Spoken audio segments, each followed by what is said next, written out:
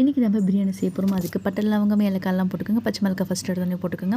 போட்டு நல்லா வதக்கிங்க. இது வெங்காயம் அரைச்ச விழுதுகள் தான் போட்டிருக்கேன். தக்காளியும் அரைச்ச விழுதுகள் தான். நல்லா கோல்டன் ப்ரௌன் ஆனதுக்கப்புறம் அது கூடவே இஞ்சி பூண்டு விழுதுகளையும் போட்டுக்கோங்க. இஞ்சி விழுது போட்டுக்கிட்டு நல்லா வதக்கிடுங்க. மஞ்சள்தூள், கஸ்தூரி அது போட்டுக்கோங்க. அதாவது காஷ்மீரி சில்லி தூள், அதான் கொஞ்சம் ஸ்டக் ஆகிடுச்சு.